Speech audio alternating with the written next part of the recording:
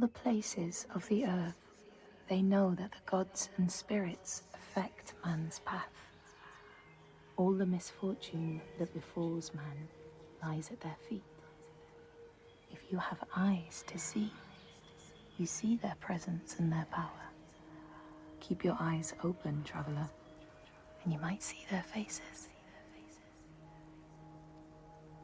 Here, they once said that Loki lies imprisoned in a cave, trapped by his enemies, who set a serpent above to drip venom on his face.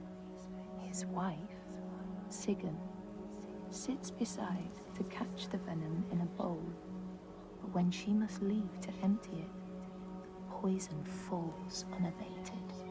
His pain is so great that he thrashes and writhes. And here above, we see the earth shake and break apart. Across the sea, they know that the earth is carried in the arms of a giant. When he is vexed or injured, he may not carry his burden so gently, and the world will feel his anger and pain. In a land far away, they say the winds are trapped inside the earth. They try always to make their escape, and they buffet and beat on the walls of their prison, causing the earth to quiver. And when they break through, they make their escape. They explode out in fury. In the lands of your birth, people live hidden too, in the hills and stones. They may be the remnants of a godly race who lost a war with giants and, finding the world changed, retreated into silence. But you still see their carvings and circles from the time when they walked among men.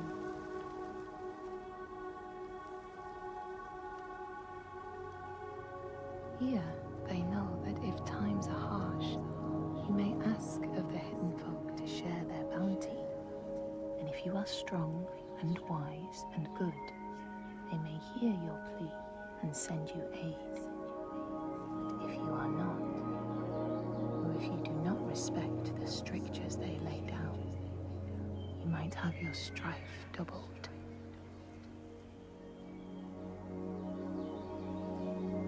In the lands of your birth, and in these lands too, they know that people can be taken by the secret fair ones.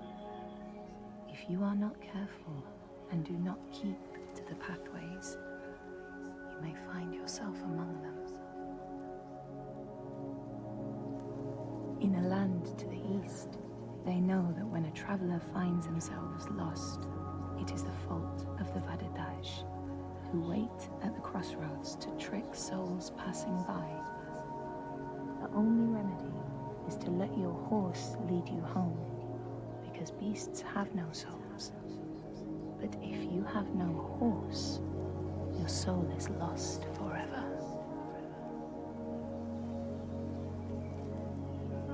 In this place, they know that sometimes the hidden folk will take their children and leave another in their place. These children may look the same as their own, but will be dazed and far away, or ill-tempered. And you know then you have a changeling in your house.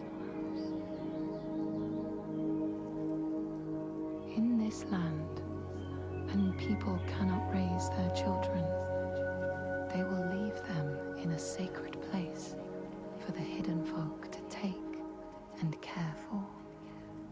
Sometimes these children come back, but it is said that they are changed, with a wildness in their eyes, and their parents do not want them.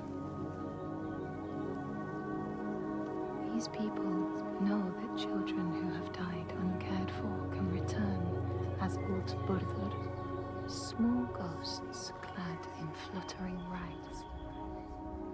When there are storms, they may cry as they did when they were human, and will look for their mothers until they find them, and never leave them again. In this land, you may catch sight of the Landdísasteinar, the spirits who embody the sacred places, the rivers and rocks. Do you see the Lady of the Mountain, the Fiach Kunan, who bathes in the waterfall and lets the drops fall on her shoulders? In the heart of the Northlands, they know the storms are born of the Oshkuredi, the hunt of Odin. The huntsmen ride horses with eyes of fire. Their weapons clash like thunder, and it is best to hide inside, lest your spirit be called to join them. In your lands, traveler, they know that the Kailif, the hag of winter, is the one who hurls sleet and snow upon the land. She lives in a sea rock and rules the waves of the roiling winter ocean with her blackthorn staff. She strikes the ground to destroy the shoots of growing green, so the winter will lie long and low on the land. These people know that the sea god, Ran, sets out nets to trap sailors and drag them to her world. She sends the waves, her daughters, to wreck boats so she will have more men to take. And jealously, she pulls them down beneath the water. People here speak of warriors who can transform themselves into bears when they are enraged. Their skin becomes hide so thick, no sword or spear can break it. When King Hrolfr fought Skald, many people saw a great bear fighting beside him, who killed more men with its paw than any 5 soldiers.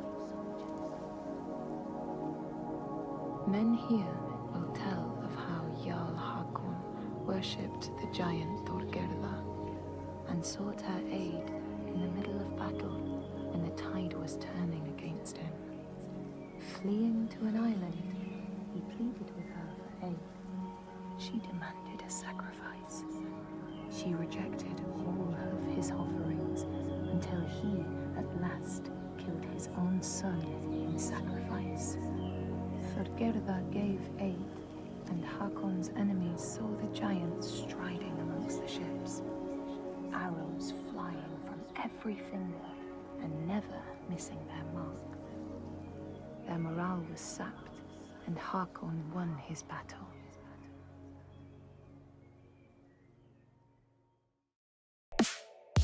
Si te gustó el video, no te olvides de suscribirte al canal, y si ya estás suscrito, no te olvides de picarle a la campanita de notificaciones para que te llegue una notificación cada vez que yo suba un nuevo video.